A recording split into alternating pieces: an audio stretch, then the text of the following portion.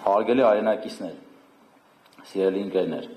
այսօր մենք կանգնած ենք մեր պետության համար ճակատագրական ճանապարհի սկզբում, եւ հենց այս գիտակցումն է, որ ինձ բերել է քաղաքականություն։ Վերջին տարիների փորձը ինձ հստակ ցույց տվեց, եթե կյանքդ անմիջականորեն կապում ես քո երկրի հետ, եթե ուզում ես փոփոխություն, ապա դա պետք է անես ոչ թե կողքից դիտողի դերում, այլ ներսից ձևափոխողի։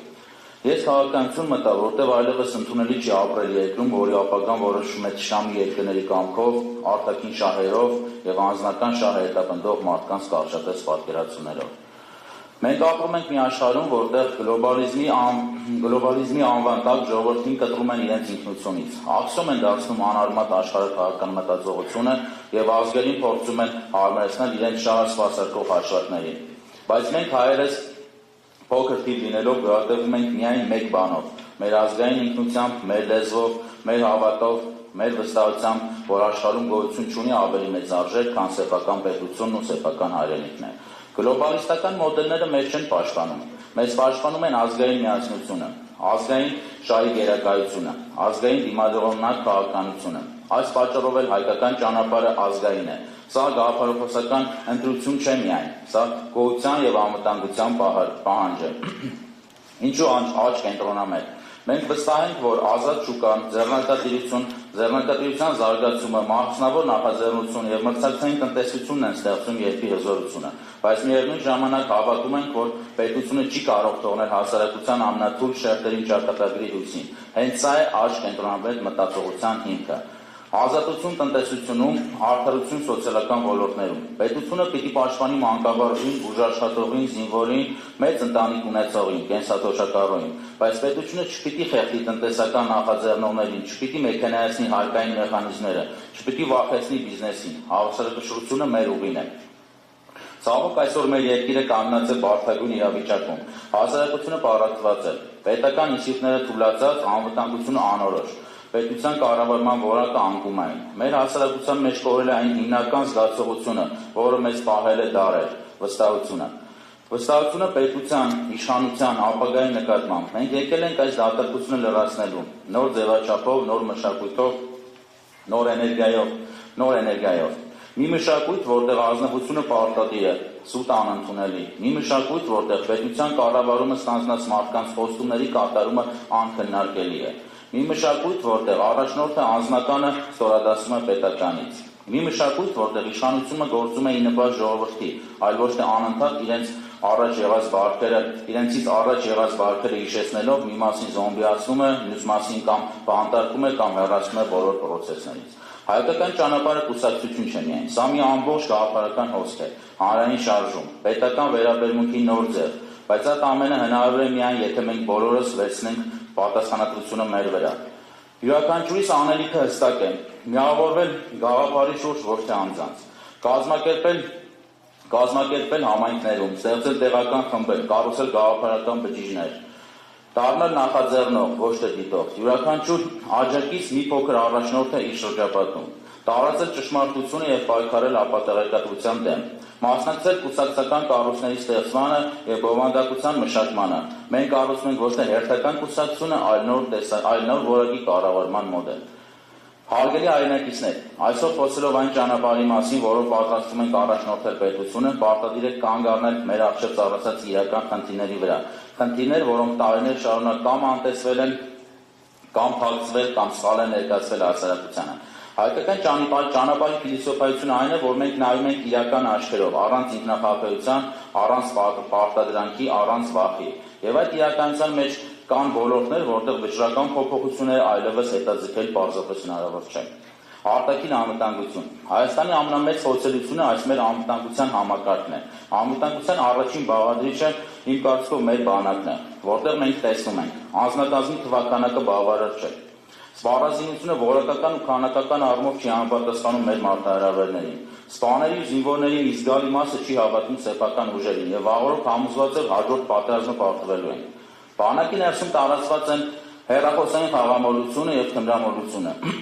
Մեր լուծումները մենք առաջարկում ենք հիմնարար եւ արմատական քայլեր։ Երկրի բնակչության 50%-ից ավելին տեղերում կազմակերպող կարճաժամկետ, բայց պարբերաբար կրկնվող դասընթացների միջոցով պատրաստել ռազմական մասնագիտությունների, այլ ոչ թե մարդկանց կտրել տնից եւ ընտանիքից ու տանել անօգուտ մեկանության ռազմական հավաքների։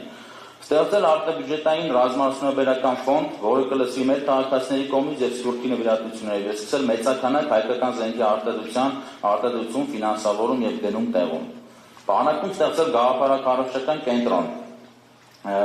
կենտրոն եւ ներառել հատուկ մասնագիտական պատրաստություն անցած մարդկանց, որի նպատակն է ձևավորել հաղթողի հոգեբանություն եւ քարոզել հայրենասիրական գաղափարներ, հաղթանակը սկսվում է գլխում։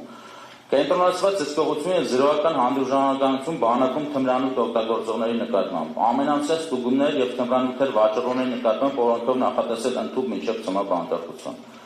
Պայմանագրային պարտավորություն զինծառայողների համար, ծառայության ընթացքում հրաժարվել բոլոր ազատային խաղերից, խախտման դեպքում սահմանել ծանր ֆինանսական բյուջետ։ Հատուկ ուշադրություն դարձնել հողի տակ կառուցվող մոդուլային զորամասերի ստեղծմանը, քանի որ մեր երկրի փոքր տարածքը եւ հնարավոր անկարծակի հարվածները վտանգավոր են դարձնում զորքի տեղակայումը արտաքին շինություններում։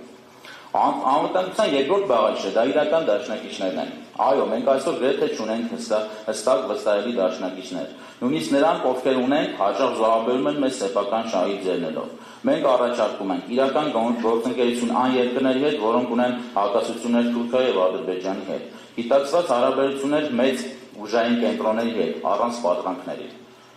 Անվտանգության մյուս բաղադրիչը հասարակության միասնականությունն է։ Անվտանգության ամենախորը ճեղքվածքը ոչ թե սահմանին է, այլ հասարակության ներսում։ Պարակված հասարակությունը երբեք չի կարող դիմակայել արտաքին սպառնալիքներին։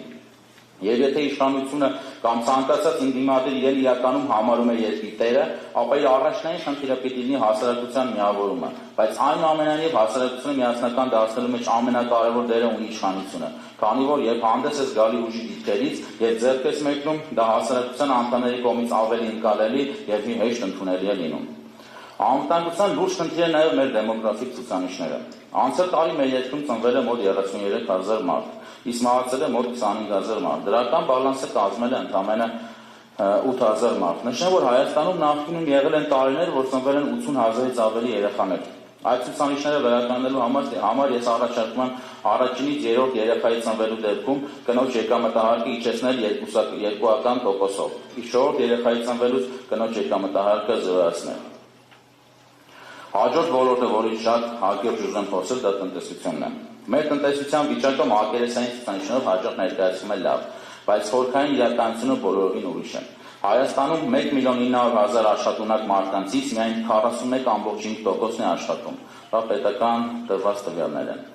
Միջին աշխատավարձը մոտ 780 ամերիկյան դոլարի է, ըստ կառավարության ներկայացած թվերի։ Մինչդեռ օրինակ ԱՄՆ-ում այդ թիվը մոտ 5,000 դոլար է, Գերմանիայում 4,500, Ֆրանսիայում 4։ Միաժամանակ ապրանքների գները Հայաստանում գրեթե չեն զիջում այդ երկրների գներին։